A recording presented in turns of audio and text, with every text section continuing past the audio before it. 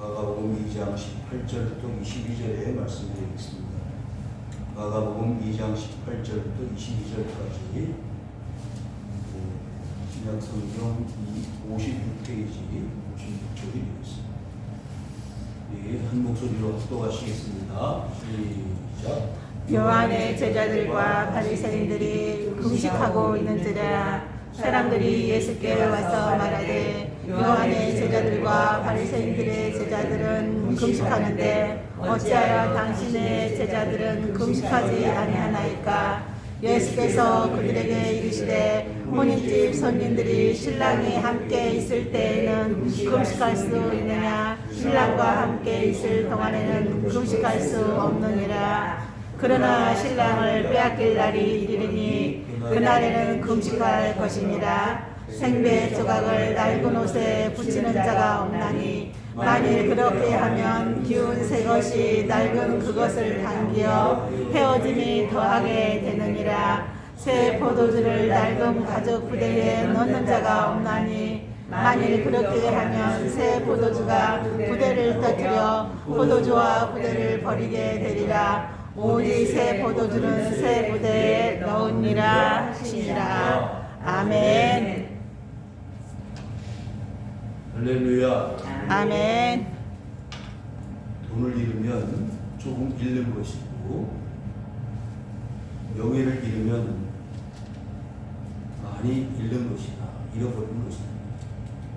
그런데 건강을 잃어버리면 어떨까요? 다 잃어버리는 것이다.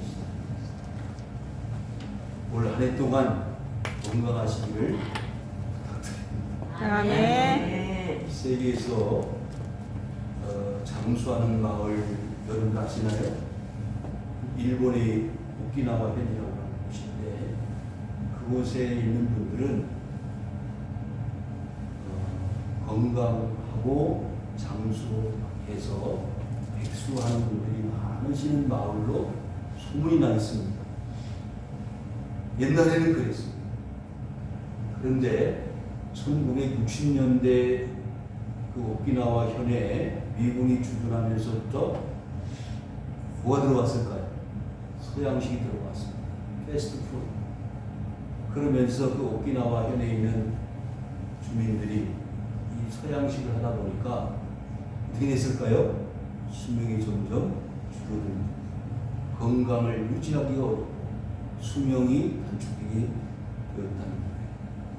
그래서 사람의 건강은 뭐와 많이 관계가 된다? 음식.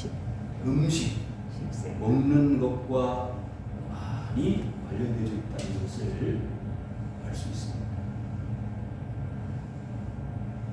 과거에 비해서 우리 요즘 많은 현대인들은 분명히 장수하는 것은 사실인 것 같습니다. 요즘 회갑잔치, 환갑잔치 하는 분들은 찾을 수가 없습니다.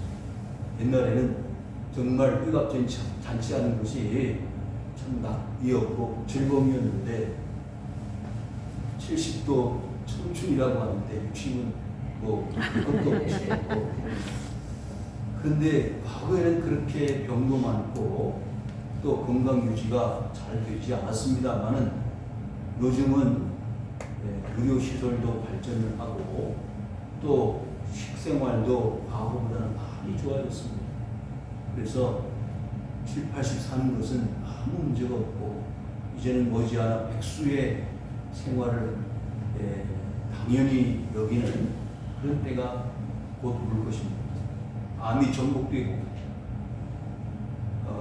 성경에서 말하는 식생활을 하게 되면 장수할 수 있다고 하는데 여러분 장수의 복을 누릴 수 있기를 바랍니다.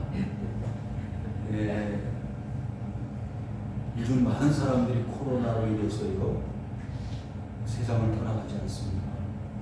특별히 이 연세가 높으신 분들은 다 백신을 접종을 했겠습니다만은 이 건강 유지 차원에서 자신만의 건강 유지 비결을 다 하나씩은 가지고 있어야 된다고 생각합니다. 어느 순간에 나의 생명을 빼앗길 때가 올지 모릅니다. 세상이 복잡하고 환경이 과거 같지 않아서 언제 어느 순간에 무슨 일을 당할지 우리는 알 수 없는 사회 구조 속에 살아가기 때문입니다. 아무튼 건강을 잃어버리면 다 잃어버린다고 하는데, 여러분 오늘 말씀을 통해서 그 건강보다도 우리의 명예보다도 우리의 돈보다 더 중요한 것을 빼앗길 날이 온다는 것이, 그것을 우리 모든 사람들은 인식하지 못하고 산다는 아픔, 비극이 있습니다. 우리 믿는 사람들은 모르지만 저 밖에 있는 불쌍한 불신자들은 무엇이 중요하고 무엇이 덜 중요한지를 모르고 선택과 버림의 그 기로에서 덜 중요한 돈을, 명예를, 건강을 바라보면서 사는 인생들이 있는데, 우리는 더하여 성경에서 가르쳐주고 있는 이 모든 것들보다 더 가치 있는 최고의 가치를 쫓아가는 하나님의 사람들이기 때문에 그 가치 있는 것을 추구하면서 복된 생애가 우리 앞에 펼쳐질 수 있기를 바랍니다. 아멘. 과연 그러면 오늘 말씀에서 보여주시고 있는 최고의 가치는 뭘까? 그걸 한번 찾아보자 합니다. 네, 마가복음 2장 18절, 요한의 제자들과 바리새인들이 금식하고 있는지라. 요한이 소속되어 있는 에스네파라고 말할 수 있는데요, 이 사람들은 율법을 중요시했습니다. 그래서 과거 조상 대대로 지켜왔던 이 모세오경을 이 세상의 어떤 가치보다 최고의 가치에 두고 율법을 중요시하며 살아왔을 뿐만 아니라 복잡하고 분주한 삶을 뒤로하고 저 광야를 나가서 운동하면서 신비적 체험을 강조하는 그런 훗난 공동체 중심으로 살아갔던 사람들이 이 에스네파라고 말할 수 있습니다. 마가복음 지금 본문에 나타나 있습니다만은 다른 복음서에도 나타나 있죠. 그래서 세례 요한은 광야에서 낙타 토롯을 입고 메뚜기와 석청을 먹으면서 회개하라, 천국이 가까이 왔다고 외치는 한 소리에 불과했다고 말씀하고 있습니다. 그리고 정결예식과 기도시간과 경전을 연구하고 종말론적 신앙과 하나님 주권의 신앙을 강조했던 사람들이 이 분파운동의 주를 이루었습니다. 그리고 오늘 세례 요한과 더불어서 이 바리새파 사람들이 나오는데, 바리새파 사람들은 글자 그대로 분리되어진 사람들입니다. 똑같이 율법을 준수하였고 모세오경과 선지서와 장로들의 유전을 중요시 여겼던 사람들입니다. 이 바리새파가 왜 중요한지는 이 복음서 마태, 마가, 누가, 요한 이 사복음서에 많이 등장하는 사람들이 바리새파이기 때문에 우리는 밝히 이해하고 있어야 합니다. 천사의 영과 그리고 영의 존재를 인정하고 부활의 믿음을 가지고 있었습니다. 그럼에도 불구하고 이 세례 요한을 추종하는 사람들과 바리새파의 사람들은 이 땅에 천국의 복음을 증거하기 위해서 오신 예수님을 받아들이지 않았다는 공통점이 있습니다.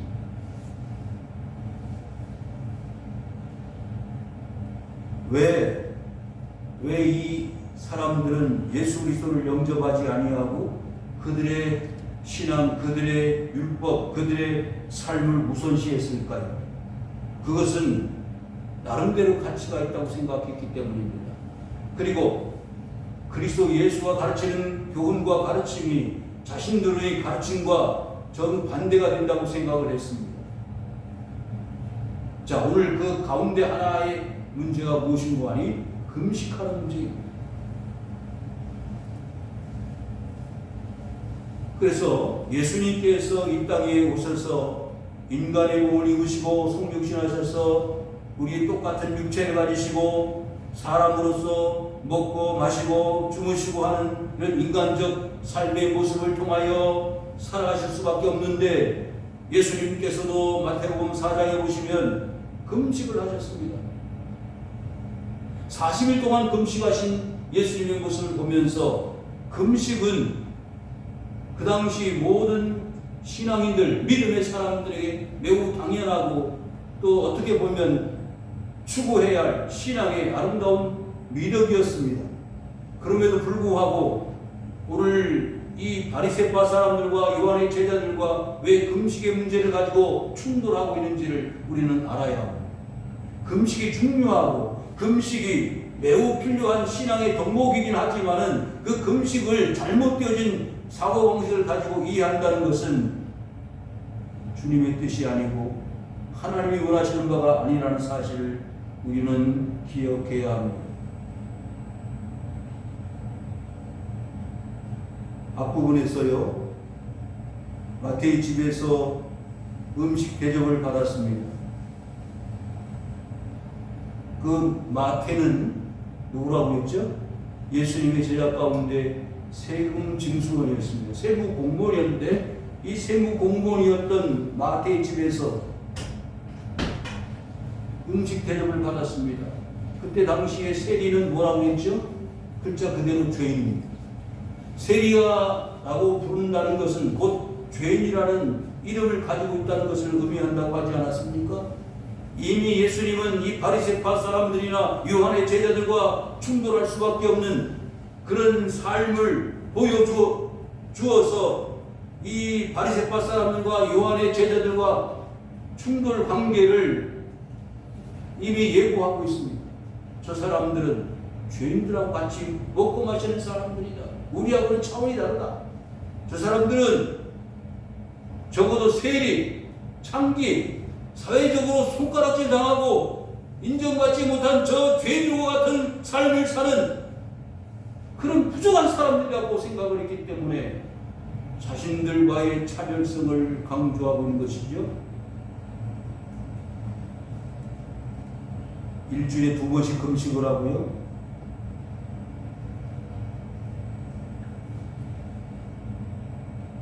그 금식하는 것을 매우 자랑스럽게 생각했던 이 종교의 지도자들에게 금식하지 않는 예수님의 제자들의 모습은 참으로 그들이 보기에는 수준 이하의 모습이라고 말할 수 있을 것입니다. 화요일날, 목요일날 일주일에 2번씩 금식을 했어요. 그러니까 적어도 신앙을, 믿음을 가지고 있는 사람들이라면 마땅히 그 율법을 준수해야 됨에도 불구하고 왜 하나님의 명령으로 하나님의 이름으로 와서 세상에 말씀을 전한다는 당신들이 그와 같이 금식을 하지 않느냐라고 말하는 것은 어떻게 보면 매우 당연한 이야기일 수도 있습니다. 누가복음 18장 12절에 나는 여기에 일회에 2번씩 금식하고 또 소득의 11조를 드리나이다. 그런데 10절 말씀 보시면 두 사람이 기도하러 성전에 올라가는데요, 바리새인이라 하는 사람과 세리라는 사람이 있었습니다. 그때에 이 예를 들어서 주님이 말씀하신 거 아닙니까? 14절 내가 너에게 이르노니 이에 저 바리새인이 나 아니면 이 사람이 의롭다 하심을 받고 그의 집으로 내려갔느니라. 누가 더 의롭다고 인정을 받았을까요? 자, 바리새인은 일주일에 2번씩 금식을 하며 시장에 손을 들고 기도합니다. 그러나 세리는 자신의 부족함과 자기의 죄성을 알고 성전 뒤에 와서 자신의 가슴을 치면서 나는 죄인입니다 라고 말하는 것이죠. 하늘을 쳐다보지도 못하고 가슴을 치면서 나는 죄인으로소이다 라고 고백하는 그 기도를 말씀하시면 누가 더 의롭다고 인정을 받겠느냐? 여러분, 주님은요, 그 두 예를 통해서 오히려 세리의 기도를 더 인정하셨다는 겁니다. 금식하지 않는 세리, 금식하는 바리새인, 의롭다고 자칭 인정하는 바리새인과 그리고 스스로 죄인이라고 인정하는 금식하지 않는 세리의 기도 중에서 오히려 자신을 죄인이라고 인정하는 세리의 기도를 더 인정하셨다는 것입니다. 놀랍지 않습니까? 물론 금식의 유익을 우리는 인정해야 합니다. 마태복음 4장 2절에 40일 동안 주님께서 밤낮으로 금식하신 후에 죽으셨다고 했습니다. 그리고 마귀로부터 시험을 당하셨잖아요. 세 가지 시험 중에 첫 번째 시험이 뭐죠? 이 돌을 가지고 떡을 만들어. 그때 주님이 하신 말씀이 있잖아요. 기억하십니까? 사람이 떡으로만 사는 것이 아니요 하나님의 입에서 나오는 모든 말씀으로 사는 것이니라. 아멘. 사랑하는 성도 여러분, 주님도 금식을 하셨습니다. 육체의 고통과 아픔을 직접 경험하셨습니다. 주님과 교통하시면서 금식하시면서 그리고 마귀의 시험을 대항하여 승리하셨습니다. 누가복음 2장 37절에 보시면 과부가 되고 84세가 되었을 때라 이 사람이 성전을 떠나가지 아니하고 주야로 금식하며 기도함으로 섬겼다고 했습니다. 안나와 시몬이라는 선지자가 있었지. 그래서 매일마다 성전에 나와서 금식하면서 마지막 이 땅에 오실 메시아를 기다리고 있었습니다. 그때에 난지 8일 만에 할례를 받기 위해서 성전을 찾아왔던 예수, 마리아와 그의 아버지 요셉이 아이를 안고 성전에 와서 할례를 받기 위해서 찾아왔던 그 상황에서 누가복음 2장 28절에 시몬이 아기를 안고 하나님을 찬송하였다고 했습니다. 여러분, 이 험악하고 어두운 세상을 이기고 승리하는 비결 가운데 하나는 무한거라고 생각하십니까? 기도하는 거예요. 가능한 대로 여러분들 금식하면서 기도할 수 있기를 바랍니다. 이 어려운 때를 이기고 승리하는 최고의 신앙의 미덕은 금식하며 기도하는 것일 수 있습니다. 이와 같이 시므온과 안나는 그 마지막 절대절명의 로마의 지배를 받으면서 소망이 없던 그 시대에 성전을 찾아가서 기도하면서 금식하면서 마지막 주님의 오심을 준비하였다, 예비하였다. 오늘날 교회들이 영성이 떨어지고 기도의 훈련이 약화되어지면서 점점 우리 기독교의 파워가 약화되어 가고 있는 것을 사실입니다. 성도들이여, 지금 예수님께서 이 세리의 기도를 들으셨다고 우리가 생각하면서 금식의 무용성을 주장한 것이 아닙니다. 그 무용이 아니라 금식을 오히려 강조하고 금식을 오히려 더 권장하는 삶으로 살아야 한다는 것을 저는 오늘 말씀을 준비하면서 깨달았습니다. 그러나 금식의 때가 있고 금식의 이유와 목적을 분명히 알고 금식해야만 한다는 것이죠. 디모데전서 4장 7절에 보니까 망령되고 허탄한 신화를 버리고 경건에 이르도록 내 자신을 연단하라 그랬습니다. 마지막 시대가 되면 이와 같이 허탄한 신화를 쫓아가고 망령된 삶을 사는 환경이 조성되어지는 것을 보게 될 터이기 때문입니다. 여러분 보십시오. 10년, 20년, 30년 전에는 상상도 못하는 일들이 한국 사회 속에 재현되고 실현되고 있습니다. 차별금지법, 동성애 문제, 가지가지의 문제가 지금 우리 한국 사회와 이 교회를 어지럽히고 있지 않습니까? 왜요? 그 이유를 굳이 따진다면 믿음의 사람들이, 신앙의 사람들이 과거처럼 기도하지 않는다는 거예요. 주님 앞에 부르짖지 않는다는 거예요.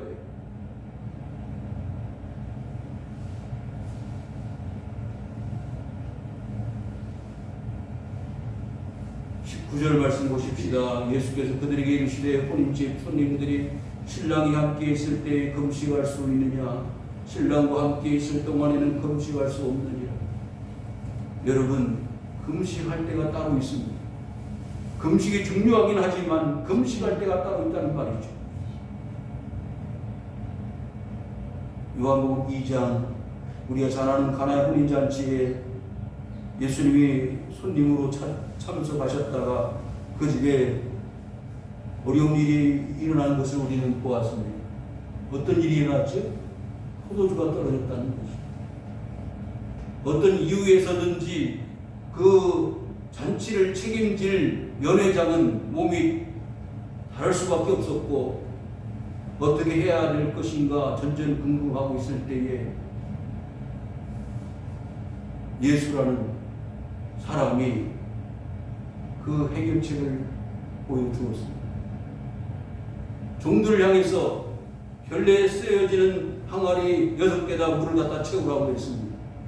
그래서 두말하지 않고 그 항아리에 물을 갖다 채웠더니 그 예수님이 뭐라고 하셨죠? 그 물을 떠다가 연회장에게 주우라고 했습니다. 두말하지 않고 떠다가 주었더니 그 연회장이 뭐라고 말합니까? 아니, 세상에 처음 좋은 포도주를 주고 나중에 나쁜 것을 주는 것이 일상인데 어떻게 이 집에서는 처음에는 나쁜 것을 주고 후에 좋은 것을 줄 수 있는? 여러분, 지금 연회장이 들고 맛을 본 포도주는 어떤 포도주죠? 포도주가 아닙니다. 예수님께서 말씀하신 대로 종들이 물을 떠다가 항아리에 부었고 부은 물을 떠다가 준 것이 바로 포도주가 되었다는 사실이죠. 여러분, 이 가나의 혼인잔치의 주인공은 누구일까요? 그 혼인잔치의 신랑 신부가 주인이겠죠. 주인공이겠죠. 그렇지만 이 요한복음 2장에서 예수님께서 보여주시고자 하는 것은 진정한 신랑은 예수 그리스도라는 것을 상징적으로 보여주시고 싶으셨던 거 아닙니까? 그래서 예수님께서 제일 먼저 이 땅에 오셔서 기적을 행하셨는데 이 가나의 혼인잔치에서부터 기적이 시작되었습니다. 사랑하는 성도 여러분, 우리는 예수님을 신랑으로 모시고 사는 신부로서 삶을 살아간다고 말하지 않습니까? 그런데 이 신랑을 알지 못하고 신부들이 신랑을 외면해 버린다면 어떤 일이 벌어질까요?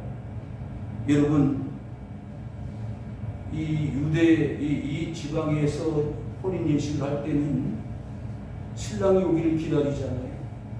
그래서 5처녀는 뭘 준비하죠? 기름과 등을 준비하는데 5처녀는 등을 준비하고 기름을 준비하지 않다가 갑자기 신랑이 온다는 소식을 듣고 그때서 비로소 기름을 준비하려고 하나 때가 늦었다는 예화를 알고 있지 않습니까? 사랑하는 성도 여러분, 그 혼인잔치의 주인공은 다름 아닌 예수 그리스도입니다. 마태복음 25장 1절에 그때의 천부는 마치 등을 들고 신랑을 맞으러 나간 10처녀와 같다 그랬습니다. 안일한 자세로 미련한 5처녀와 같이 이 교훈의 가치를 알지 못하고 우리 주님이 이 땅에 이제 마지막 심판을 하시기 위해서 오실 예수 그리스도를 알지 못한다면 그 사람은 이 어리석은 5처녀와 무엇이 다르겠느냐, 그런 말씀이 되겠습니다.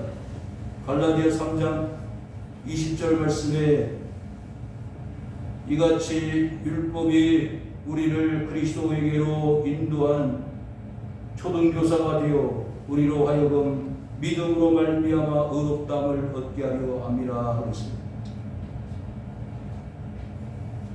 사랑하는 성도 여러분, 우리가 복음서의 말씀을 들을 때 우리 한 가지 꼭 기억해야 될 것은 모든 율법이나 모든 세상의 가르침과 교훈은 그리스도에게 보여주시고자 하는 초등교사, 몽학선생이라고 말할 수 있습니다. 결국 이 혼인잔치를 통해서 더 나아가서 그리스도의 복음에 관한 모든 복음서의 내용들은 그리스도를 보여주시기 위한 방법이 아니겠습니까? 연출입니다. 한편의 드라마입니다. 연극입니다. 사랑하는 성도 여러분, 이제 신랑 있을 동안에는 금식할 수 없는 것처럼 잔치자리에 어떻게 신랑과 함께 먹고 마시고 축하하는 이 잔치자리에 금식이 있을 수 있다는 말입니까? 그런데 바리새인들이나 이 세례요한의 제자들은 지금 금식 기간이기 때문에 아무리 혼인잔치 시간이라 할지라도 금식해야 한다는 거예요. 자신들의 율법이 우선이라는 거예요. 지금 그 잔치의 주인공 되는 그리스도가 우선이 아니라 금식이 우선이라는 거예요. 앞뒤가 바뀌어졌습니다. 전도되었습니다. 그래서 20절 말씀 보실까요? 그러나 신랑을 빼앗길 날이 이르리니 그날에는 금식할 것이니라. 분명 금식은 중요하고 마땅히 해야 할 신앙의 마땅한 도리이지만은, 그러나 그리스도 예수 없는 금식, 하나님의 나라를 잃어버린 금식은 무슨 의미가 있겠습니까?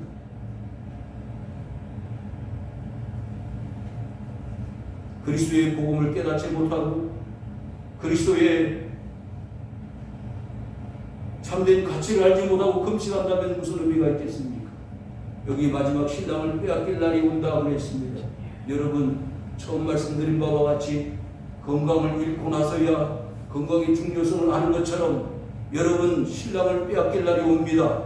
신랑이 빼앗겨진다는 것은 이제 그리스도 예수께서 3년 동안의 공생애를 마치고 마지막 그를 비판하고 그를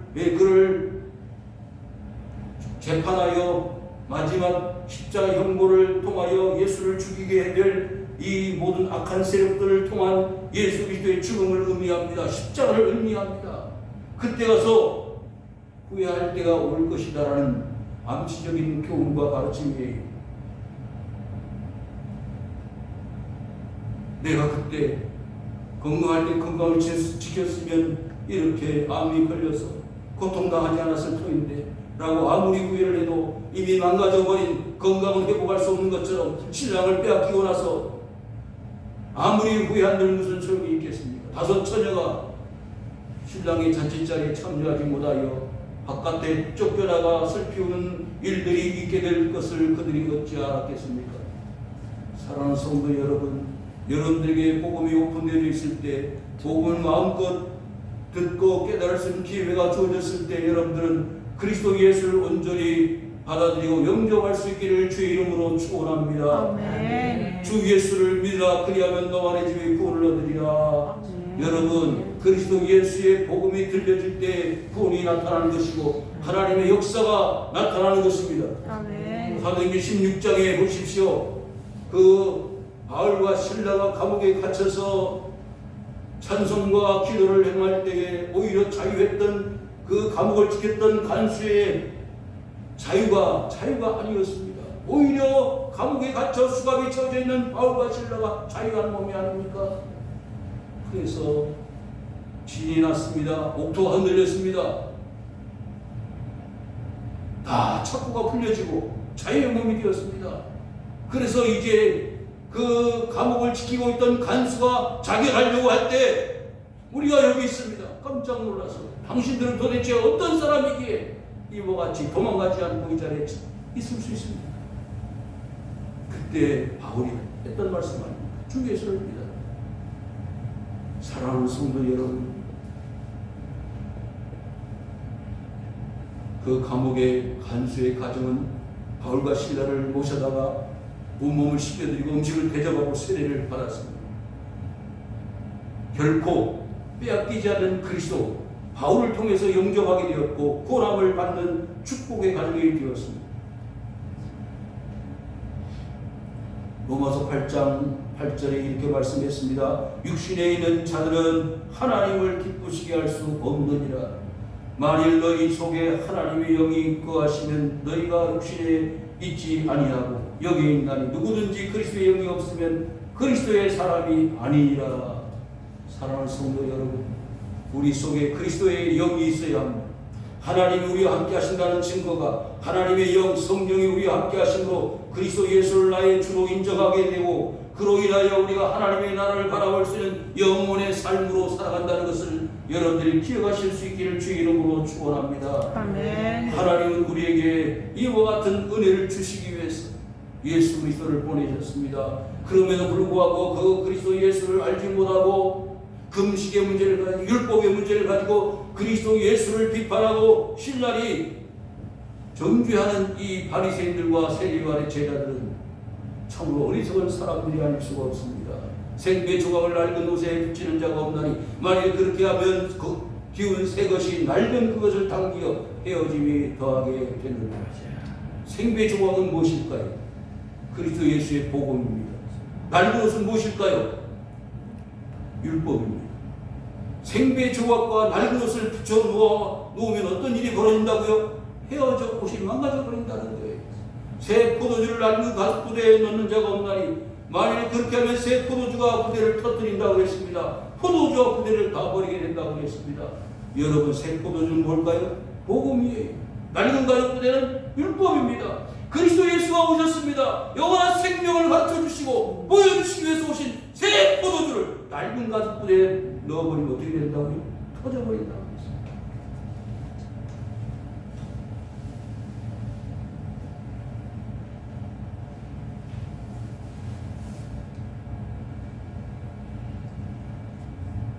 로마서 8장 2절에 이렇게 말씀했습니다. 이는 그리스도 예수 안에서 생명의 성령의 법이 죄와 사망의 법에서 너를 해방하였다.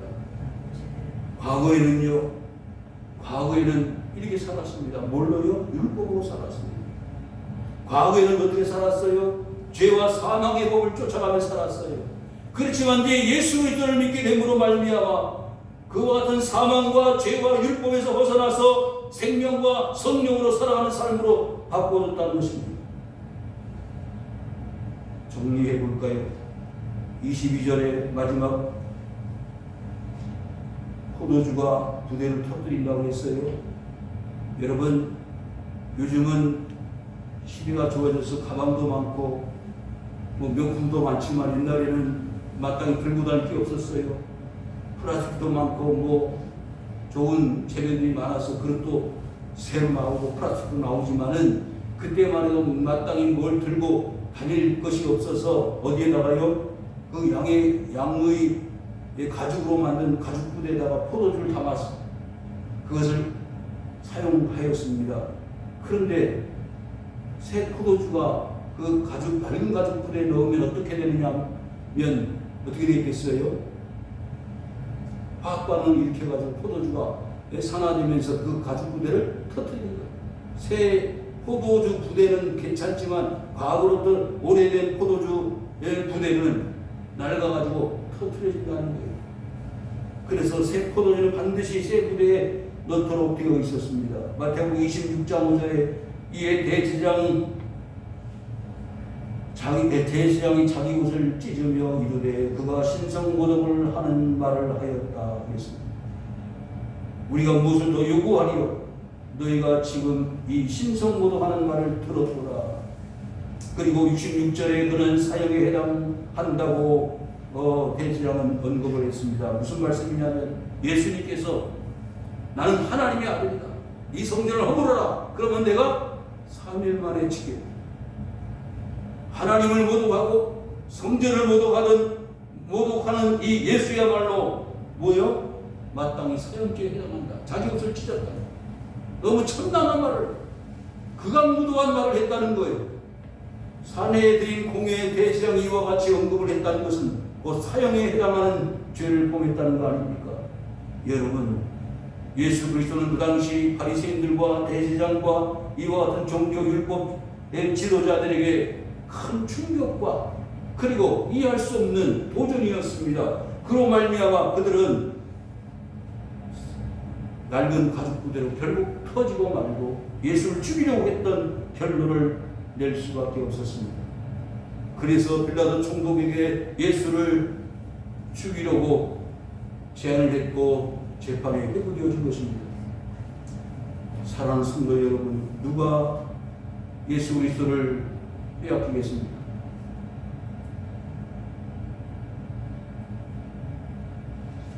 마지막으로 말씀 한 절 찾고 설교를 마치도록 하겠습니다. 요한복음 1장을 펴시기 바랍니다. 요한복음 1장을 보시면